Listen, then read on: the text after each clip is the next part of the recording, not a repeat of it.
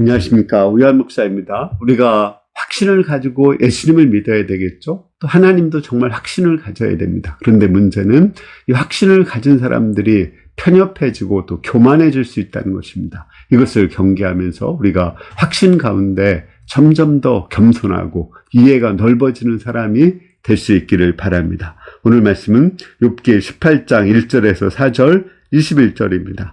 수아 사람 빌닷이 대답하여 이르되 너희가 어느 때에 가서 말의 끝을 맺겠느냐 깨달으라. 그 후에야 우리가 말하리라. 어찌하여 우리를 짐승으로 여기며 부정하게 보느냐.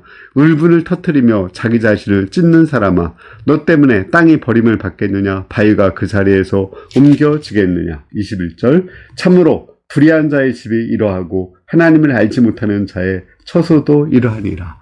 그 빌닷이 욥에게 충고하고 있거든요. 그 욥이 죄를 졌기 때문에 고난을 받는다는 거예요. 죄를 회개하라는 것입니다.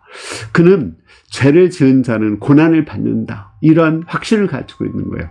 근데 이 확신 자체도 사실은 잘못된 거죠.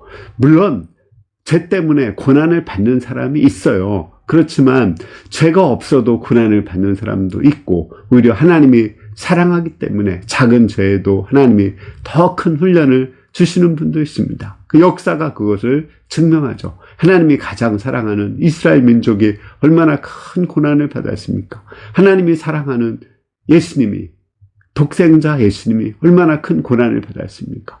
이런 것을 보면 꼭 죄 때문에 고난을 받는다, 이렇게 말할 수 없거든요. 근데 죄 때문에 고난을 받는다는 그 일부의 지식을 가지고 확신을 갖자 다른 사람들을 그 진리를 가지고 판단하고 정죄하는 것입니다. 이것이 우리 기독교인의 모습의 한 면이라고 볼 수 있습니다. 우리는 오직 예수 그리스도를 통해서 구원을 받습니다. 그렇다면 그 불교 신자 또는 이 이슬람교 신자 어떻게 해야 될까요? 그런 사람에 대해서 다 분노하고 정죄해야 될까요? 아닙니다.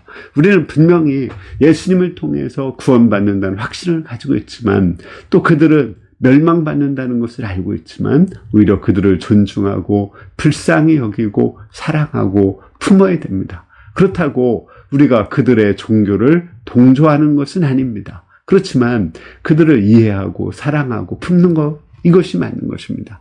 동성애도 마찬가지죠. 동성애는 엄청난 죄죠. 나쁜 거죠.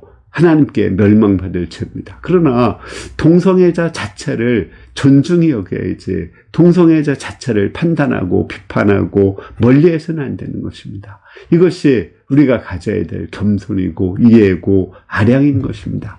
우리는 확신을 가져야 돼요. 진리에 대한 확신을 가져야 됩니다. 그러나 그 확신이 항상 옳은 것은 아니거든요. 어느 상황에서 맞고 또 어떤 사람에게 맞는 것입니다. 그 확신을 모든 사람들에게 적용할 수는 없는 것입니다. 그러므로 우리는 확신을 가질수록 더 겸손하고 더 포용성 있고 더 이해하고 더 관용하는 그런 사람이 돼야 됩니다. 그럴 때 우리가 동성애자도 품고 또 음란하고 교만한 자들도 품고 그들에게 복음을 전할 수 있고, 더구나 이슬람교들이나 불교 신자들 품고 그들에게 복음을 전할 수 있습니다. 우리가 예수님을 믿되 그 예수님을 믿지 않는 그런 사람들에 대해서 이해하고 포용하고 사랑하며 그들에게 복음을 전할 수 있기를 기도합니다. 감사합니다.